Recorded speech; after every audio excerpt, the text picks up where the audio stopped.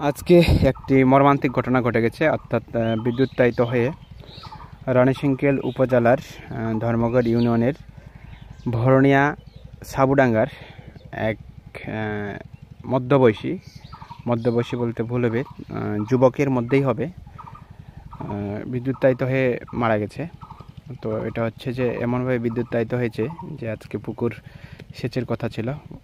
এই সেচের জন্য সে পুকুরে মোটর অর্থাৎ কারেন্টের মোটর দিয়ে করা হয়েছিল, দিয়ে হঠাৎ করে কারেন্টের তার এবং আর্থিং অ্যাডজাস্টমেন্ট হয়ে যাওয়ার দরুন মানুষটি সেই দুর্ঘটনা কবলিত হয় এবং কি ঘটনাস্থলেই সে মৃত্যুবরণ করে। আপনারা দেখতেই পাচ্ছেন চিত্রটা।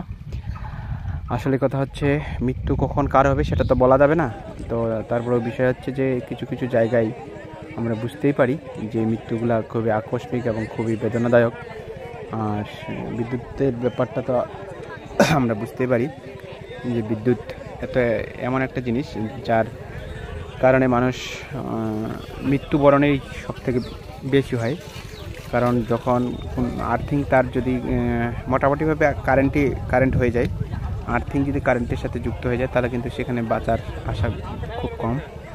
যদি কারেন্টের সাথে সংযোগ হয় তাহলে সেখানে মূলত বাঁচার আশা কতটুকু হবে সেটা বড় কথা না, তবে তখন মূলত এক পর্যায়ে ধাক্কা বা শক বা ব্রেন স্ট্রোকের মতো একটা অবস্থা সৃষ্টি হবে। যে দেখেন মানুষটি কত সকালেই ভালো ছিল, আজকে বিদ্যুতায়িত হয়ে নিজের পুকুরে মৃত্যুবরণ করেছে। তো আসলে খুবই একটা কঠিন বিষয়।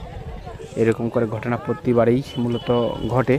তাই আপনারা সবাই বিদ্যুতের জায়গা থেকে সচেতন থাকবেন এবং কি বিদ্যুৎ এমন একটা বিষয়, এই বিদ্যুৎ থেকে সব থেকে সচেতন থাকা উত্তম। আর এখানে মূলত অসংখ্য মানুষের ভিড় হয়ে গেছে, প্রচুর পরিমাণ মানুষ এটাকে দেখতে আসছে এবং হিউজ পরিমাণ মানুষ আসছে এখানে। মানুষটার মৃত্যুটা আসলে কেউ মানে নিতে পারছে না। এই মানুষ খুব ভালো একজন মানুষ ছিল। তো সেই জায়গা থেকে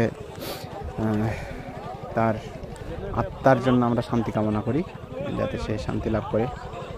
দ্বিতীয় বিষয় হচ্ছে যে মানুষটা সকল স্বজনরা খুবই একটা করুণ অবস্থায় সৃষ্টি, কারণ ছোটো ছোটো বাচ্চা রয়েছে, সেই জায়গা থেকে খুব একটা করুণ অবস্থায় বা সিচুয়েশনের সৃষ্টি হয়ে গেছে, সেটা বোঝাই যাচ্ছে। আর মেন বিষয় হচ্ছে যে আপনারা সবাই সবার জায়গা থেকে দোয়া করবেন।